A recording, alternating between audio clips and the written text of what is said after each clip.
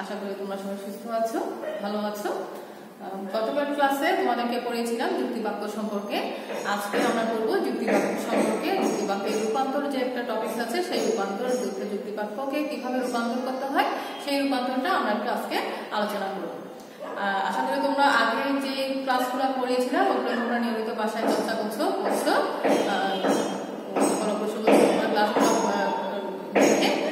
আজকে তাহলে দেখো যুক্তিবাক্যের রূপান্তর সম্পর্কে একটু আলোচনা করছে, নজর সহকারে লেকচারটা শুনবে। তাহলে দেখো যুক্তিবাক্যের রূপান্তরের আগে আমাদের আগে জানা দরকার কয়েকটা নিয়ম সম্পর্কে, অর্থাৎ এ, ই, আই এবং ও। আমরা যুক্তিবাক্যকে যে চারটা বাক্যে রূপান্তর করবো সেই চারটা বাক্য হলো এ যুক্তিবাক্য, ই যুক্তিবাক্য, আই যুক্তিবাক্য এবং ও যুক্তিবাক্য।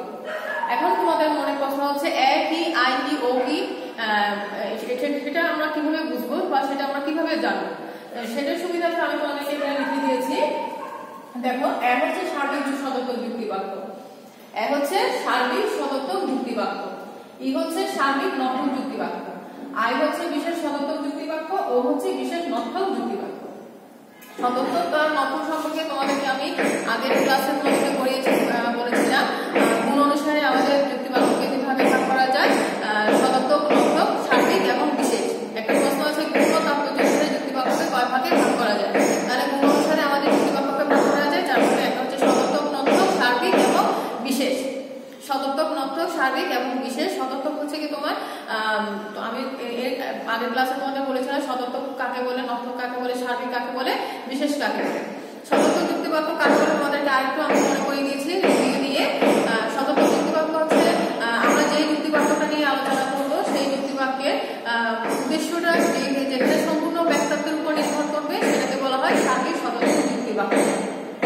অর্থাৎ যে বাক্যটা আমরা লিখতে যাব, যে বাক্যটা আমরা লিখবো সেই বাক্যটার মধ্যে আমাকে দেখতে হবে উদ্দেশ্যটা সম্পূর্ণ ব্যক্তিত্বকে মধ্যে আছে কিনা। উদ্দেশ্য সম্পূর্ণ ব্যক্তিত্বের মধ্যে যদি যেটা থাকে সেটাকে বলা হয় সদর্থক যুক্তিবাক্য। যেমন ধরো, সকল মানুষ হয় মরণশীল। এখানে মরণশীল হচ্ছে কি বিধেয়, আর উদ্দেশ্য হচ্ছে কি মানুষ। তাহলে মানুষটা কার ব্যক্তিত্বের উপর নির্ভর করছে? আমি দেখছি যে মানুষের আগে একটা সকল কথা লেখা আছে, যেহেতু সকল বলা আছে তাই এটা সম্পূর্ণ ব্যক্তিত্ব প্রকাশ করা হচ্ছে। এখানে কিছু মানুষকে বোঝানো হচ্ছে না। এখানে যদি বলতে কিছু মানুষ মরণশীল, তাহলে কিছু মানুষ যদি বোঝাতো তাহলে এটা বিশেষ হয়ে যেত। তাহলে যেহেতু এখানে বলা হচ্ছে সকল মানুষ হয় মরণশীল, তাই এখানে সব মানুষের উপর যে ব্যক্তিত্বটা আছে সম্পূর্ণ মানুষের সম্পূর্ণ ব্যক্তিত্বকে আরোপ করা হচ্ছে বলে এটা হচ্ছে তোমার সদর্থক যুক্তিবাক্য। ঠিক তেমনি সকল গরু হয় চতুষ্পদ, সকল পাখি হয় দ্বিপদ, সকল ফুল হয় লাল, এই জাতীয়। অর্থাৎ উদ্দেশ্য তোমাকে খেয়াল রাখতে হবে, উদ্দেশ্যটা যে যদি সম্পূর্ণ ব্যক্তিত্বের উপর নির্ভর করে। এবং আরেকটা জিনিস খেয়াল রাখতে হবে, সংযোজকটা যদি হাবোধক হয়। এর আগের ক্লাসে তোমাদেরকে আমি সংযোজকটা সেটাও বলেছি, যেমন সকল মানুষ হয় মরণশীল। এই হয় যেটা বলবো সেটা হচ্ছে হয়, ও এবং আর, এগুলো হচ্ছে কি সবগুলো সংযোজকের চিহ্ন। হয় এবং ও আর এগুলো সবগুলো হচ্ছে সংযোজকের চিহ্ন। আর সংযোজক তোমার বর্তমান কালেও হতে পারে, সদর্থক হতে পারে, আবার নর্থক হতে পারে। সদর্থক হাবোধক হতে পারে, সদর্থক নর্থক হতে পারে। যেমন সকল মানুষ হয় মরণশীল, এখানে কিন্তু যেহেতু হয়টা সকল মানুষ হয় মরণশীল, যেহেতু হয় আছে তাই এটা হবে সদর্থক যুক্তিবাক্য। আবার যদি বলা হয় সকল পাখি নয় দ্বিপদ, যদি নয় বলা হয় তখন সেটা আমি বলে নেবো সেটা নর্থক, যেহেতু সংযোজকটা না বোধকে আছে। তাহলে তোমাকে দেখতে হবে সংযোজকটা সদর্থকে আছে নাকি নর্থকে আছে। সংযোজকটা যদি সদর্থকে থাকে তাহলে সদর্থক যুক্তিবাক্য, আর সংযোজকটা যদি নর্থকে থাকে তাহলে সেটা নর্থক যুক্তিবাক্য। তাহলে এবার নিশ্চয়ই কালে তোমরা বুঝতে পেরেছো সার্বিক সদর্থক যুক্তিবাক্য কোনটা। অর্থাৎ উদ্দেশ্য যেটা সম্পূর্ণ ব্যক্তিত্বের উপর নির্ভর করবে সেটাকে বলা হয় সার্বিক সদর্থক যুক্তিবাক্য। ঠিক তেমনি নর্থকটা হচ্ছে ঠিক ওরকম, উদ্দেশ্যটা যদি তোমার সম্পূর্ণ ব্যক্তিত্বের উপর নির্ভর করে তাহলে সেটা হবে নর্থক যুক্তিবাক্য। শুধু এখানে সংযোজকটা একটু চেঞ্জ হবে।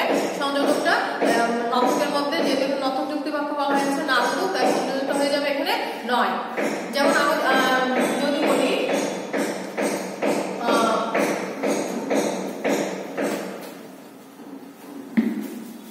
কোন মানুষ নয় অমরণশীল, কোন মানুষ নয় অমরণশীল।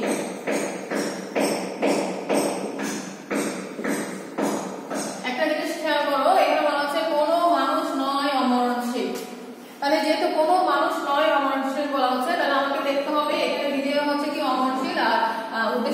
মানুষ, তাহলে মানুষের আগে কি আছে, কোন শব্দটা আছে, মানুষের আগে আছে কোন শব্দটা। তাহলে আমার ই যুক্তি বাক্যের নিয়ম হচ্ছে কি, কোন কোন কোন নয় এরকম জাতীয় কোনো কিছু যখন থাকবে তখন সেটাকে আমি অবশ্যই ধরে নেবো সেটা নর্থক যুক্তি বাক্য বা ই যুক্তি বাক্য। ই যুক্তি বাক্য সেটা হচ্ছে কি সার্বিক নর্থক যুক্তি বাক্য।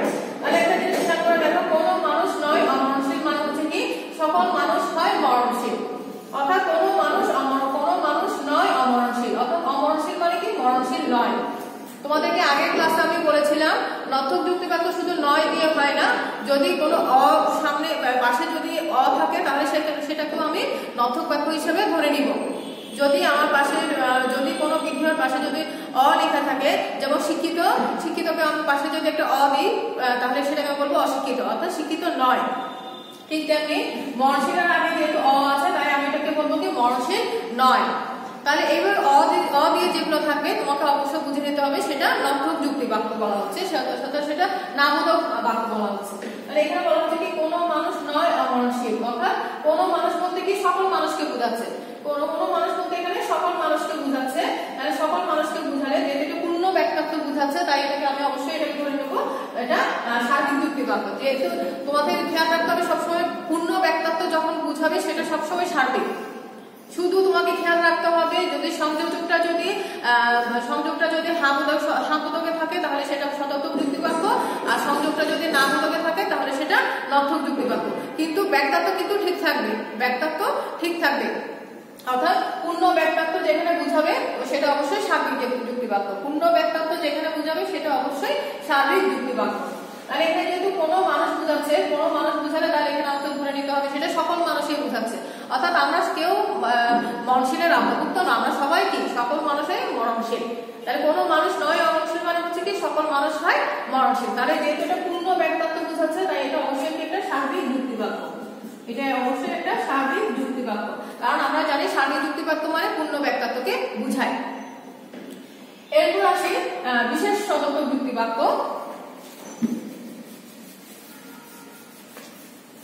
বিশেষ সদর্থক যুক্তি বাক্য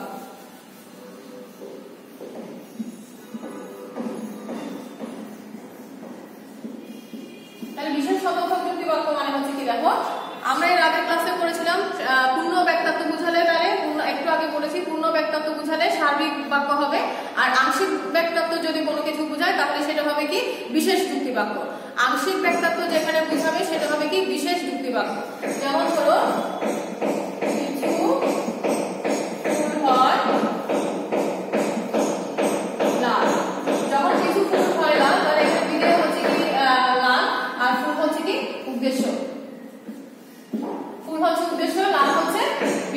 তাহলে আমাকে দেখতে হবে উদ্দেশ্যের আগে কি আছে, উদ্দেশ্যের আগে কিছু আছে। তাহলে কিছু যখন আছে এখানে আমি কিভাবে বুঝবো এটা কি সম্পূর্ণ ব্যক্তিত্ব নাকি আংশিক ব্যক্তিত্ব? যেহেতু এখানে কিছু বলা হচ্ছে তাই এখানে সম্পূর্ণ ব্যক্তিত্ব কিন্তু বোঝাচ্ছে না, এখানে বোঝাচ্ছে কি আংশিক ব্যক্তিত্ব, অর্থাৎ সব ফুলকে বোঝাচ্ছে না, কিছু কিছু ফুলকে বোঝাচ্ছে। তাহলে যেহেতু কিছু কিছু ফুলকে বোঝাচ্ছে তাই অবশ্যই এটা হবে কি বিশেষ যুক্তি বাক্য।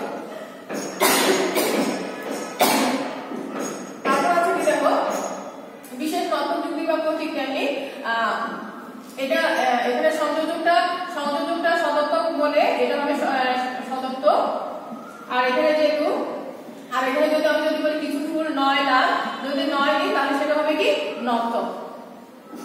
কিছু ফুল যদি নয় বলে তাহলে সেটা হবে কি নর্থক, তাহলে সেটা হয়ে যাবে কি বিশেষ নর্থক যুক্তি বাক্য। তাহলে এবার আসা যাক যুক্তি বাক্যে রূপান্তরের নিয়মাবলী। এবার আমরা সেই নিয়মাবলীর মধ্যে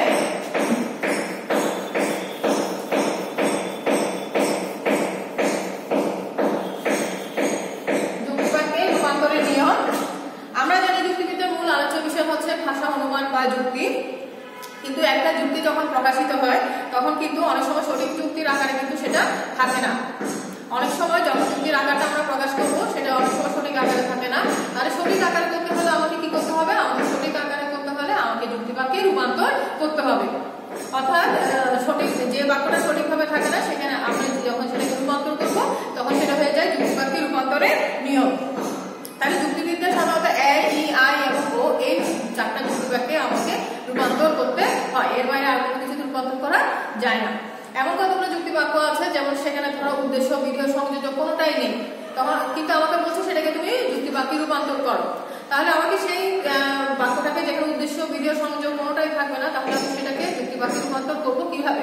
তাহলে নিশ্চয়ই কতগুলো নিয়ম অবশ্যই আমাকে জানতে হবে যে যেখানে এই উদ্দেশ্য, বিধেয়, সংযোজক ছাড়া যুক্তি বাক্যকে রূপান্তর করা যায়। তাহলে এবার আমি দেখবো উদ্দেশ্য, বিধেয়, সংযোজক ছাড়া এরকম কোনো যুক্তি বাক্য থাকলে ওটাকে কিভাবে রূপান্তর করা যায়। তাহলে আমরা প্রথমে দেখি যুক্তি বাক্যের রূপান্তরের প্রথম নিয়ম, সংযোজক বিহীন কোনো বাক্যকে যুক্তি বাক্যে রূপান্তর করার নিয়ম। তাহলে এমন কতগুলো যুক্তি বাক্য আছে যেখানে দেখবে কোনো সংযোজক নাই। তাহলে এজন্য বলা হচ্ছে সংযোজকবিহীন কোনো বাক্যকে যুক্তি বাক্যে রূপান্তর করার সময় অবশ্যই আমাকে একটা সংযোজক আনতে হবে। সংযোজকবিহীন কোনো বাক্যকে যুক্তি বাক্যে রূপান্তর করার সময় অবশ্যই আমাকে একটা সংযোজক আনতে হবে, এটা হচ্ছে প্রথম নিয়ম। তাহলে দেখো কিভাবে, যেমন ধরো সকল দার্শনিক মরণশীল, সকল দার্শনিক মরণশীল। একটা জিনিস খেয়াল করে দেখো, সকল দার্শনিক মরণশীল এখানে কিন্তু কোনো সংযোজক নাই। সকল দার্শনিক মরণশীল এখানে কিন্তু কোনো সংযোজক নাই। তাহলে আমার নিয়মের মধ্যে আছে কি সংযোজকবিহীন কোনো বাক্যকে যুক্তি বাক্যে রূপান্তর করার সময় অবশ্যই একটা সংযোজক আনতে হবে। তাহলে আমি এখানে কি লিখবো, সকল দার্শনিক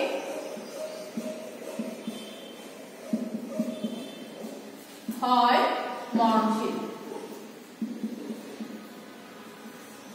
সকল দার্শনিক হয় মরণশীল, আমি একটা সংযোজক আনলাম।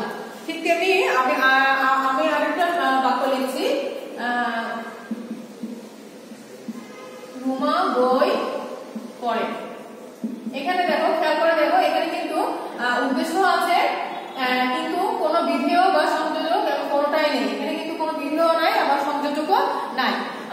বিধেয় আমি এটাকে ধরে নিলেও কিন্তু কোনো সংযোজক নাই। এখন আমাকে এখানে কি করতে হবে, একটা সংযোজক আনতে হবে। এখন আমি সংযোগটা কিভাবে আনবো? আমি এখানে লিখতে পারবো রুমা হয় বই পড়ে, অথবা রুমা বই হয় পড়ে, এভাবে লিখতে পারবো? অবশ্যই লিখতে পারবো না। তাহলে আমাকে এমন নিয়মের মধ্যে নিয়ে যেতে হবে যেখানে অবশ্যই একটা সংযোজক আনা যায়। আর একটা খেয়াল রাখতে হবে তোমাকে, সংযোজকটা সবসময় কিন্তু বর্তমান কালেই হতে হবে। সংযোগটা সবসময় কিন্তু বর্তমান কালে হতে হবে, অতীত বা ভবিষ্যতে কোনো সংযোগ হয় না। তাহলে আমাকে বলা হচ্ছে কি এখানে রুমা বই পড়ে, এখন এখানে দেখো বিধেয় নাই, সংযোজকও নাই। তাহলে আমি কিভাবে কি লিখবো, এখানে রুমা, আমাকে একটা সংযোগ যেহেতু আনতে হবে, তাহলে আমি লিখবো কি রুমা হয়, রুমা হয় এমন মেয়ে যে বই পড়ে। রুমা হয় এমন মেয়ে যে বই পড়ে। যেহেতু রুমা বই পড়ে, এখানে আমি রুমা হয় বই পড়ে কথাটা লিখতে পারবো না। তাহলে আমাকে এমন ভাবে সেন্টেন্সটা সাজিয়ে লিখতে হবে যে তাহলে যেখানে উদ্দেশ্যও থাকবে, সংযোজকও থাকবে এবং বিধেয় থাকবে। তাহলে এখানে লিখলাম আমি কি রুমা হয় এমন মেয়ে যে বই পড়ে। তাহলে এখানে দেখো উদ্দেশ্যও আছে, সংযোজকও আছে এবং এমন মেয়ে যে বই পড়ে বিধেয় চলে আসছে।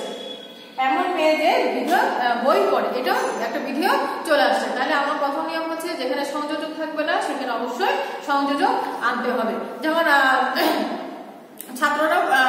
ছাত্ররা ফুটবল খেলে, তাহলে ছাত্ররা ফুটবল খেলে, এখানে দেখো কোনো সংযোজক নাই, কোনো বিধেয় নাই। তাহলে আমি কি লিখবো, এখানে ছাত্ররা হন এমন যারা ফুটবল খেলে। কিছু ছাত্ররা হয় এমন তারা ফুটবল খেলে, অথবা কিছু ছেলে হয় যারা ক্রিকেট ফুটবল খেলে। কিছু ছেলে হয় তারা যারা ফুটবল খেলে। তাহলে এখানে দেখো সংযোজকও চলে আসছে, উদ্দেশ্য চলে আসছে এবং বিধেয় চলে আসছে। তাহলে আমার প্রথম নিয়মটা শেষ। এবার আমি দ্বিতীয় নিয়মের মধ্যে যাচ্ছি।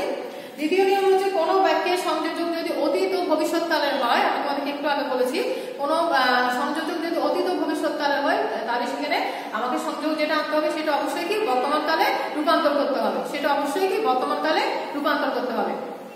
যেমন ধরো গৌরী সেন ধনী ছিলেন, গৌরী সেন ধনী ছিলেন, গৌরী সেন ধনী ছিলেন। এখানে খেয়াল করে দেখো, এখানে কিন্তু কোনো সংযোজক নাই। গৌরী সেন ধনী ছিলেন, এখানে কোনো সংযোগ নাই, তাহলে আমাকে এখানে সংযোগ আনতে হবে। আবার আমাকে দেখতে হবে গৌরী সেন ধনী ছিলেন, এটা অতীতের মধ্যে অতীত বাক্যে আছে। যেহেতু ছিলেন বলা হচ্ছে, তোমরা টেন্স করেছো, past tense, present tense, future tense, ঠিক ওরকম। তাহলে এখানে যদি বলা হচ্ছে গৌরীশান ধনী ছিলেন, তাহলে এটা যেহেতু অতীতে বলা হচ্ছে, তাহলে আমাকে এখানে একটা সংযোজক নাই, তাহলে আমাকে এখানে সংযোগ আনতে হবে। তাহলে সংযোগটা হবে কি বর্তমানকালে। তাহলে বর্তমানকালে মানে আমি কি লিখবো, গৌরীশান হন এমন ব্যক্তি যিনি ধনী ছিলেন। গৌরীশান হন এমন ব্যক্তি যিনি ধনী ছিলেন। হন আমি এখানে কি বলেছি কি হন, হনটা মানে হচ্ছে কি বর্তমানকালে নিয়ে আসছি। আমি এটাকে বর্তমানকালে যখন নিয়ে আসছি তখন এটা হবে কি অতীতকালে যদি কোনো কিছু থাকে বাক্যটা, সেটা যুক্তি বাক্যে রূপান্তর করার সময় অবশ্যই সংযোজকটা বর্তমানকালে থাকতে হবে।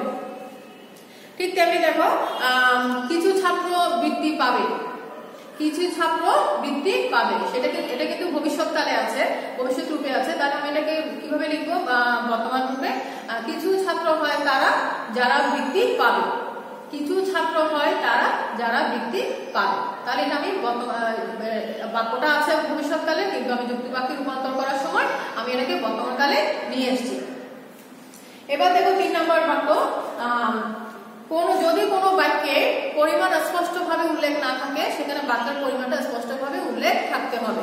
বলা হচ্ছে কি যদি কোনো বাক্যে পরিমাণ স্পষ্ট বা অনির্ধারিত থাকে, যদি কোনো যুক্তি বাক্যে পরিমাণটা অনির্ধারিত বা অস্পষ্ট থাকে, তাহলে সেখানে আমাকে নির্দিষ্ট পরিমাণ একটা পরিমাণ বা সুস্পষ্ট করে আমাকে পরিমাণটা লিখতে হবে। পরিমাণটা মানে হচ্ছে কি ওই যে তোমাদের আগে বলেছিলাম সার্বিক বিশেষ, এটাকে বলা হয় কি পরিমাণ। সার্বিক বিশেষ এটা হচ্ছে কি পরিমাণ। সার্বিক বলতে পূর্ণ ব্যক্তার্থ বোঝায়, আর বিশেষ বলতে আংশিক ব্যক্তার্থকে বোঝায়। সার্বিক বলতে পূর্ণ ব্যক্তার্থ, বিশেষ বলতে আংশিক ব্যক্তার্থ। এই জন্য বলা হচ্ছে কোনো যুক্তি বাক্যে যদি পরিমাণটা সুস্পষ্টভাবে উল্লেখ না থাকে, পরিমাণটা যদি ঠিক মতো না থাকে, অনির্ধারিত থাকে, তাহলে সেখানে আমাকে সঠিক পরিমাণ উল্লেখ করতে হবে। যেমন ধরো মানুষ হয়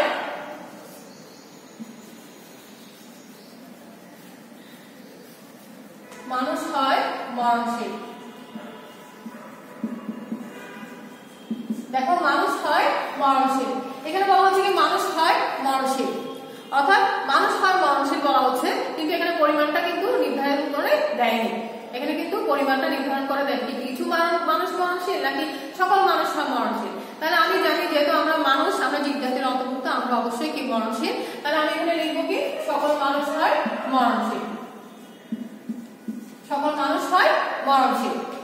তারপর দেখো যদি বলি মানুষ কবি, তাহলে এখন দেখো এটা বলা হচ্ছে কি মানুষ কবি। তাহলে এখানে দেখো এখানে কিন্তু কোনো সংযোজক নাই, আমাকে কিন্তু এখানে সংযোজক আনতে হবে। মানুষ কবি, এখন মানুষ সব মানুষ কি কবি হয়? সব মানুষ তো কবি হয় না। তাহলে আমাকে এখানে কি লিখতে হবে?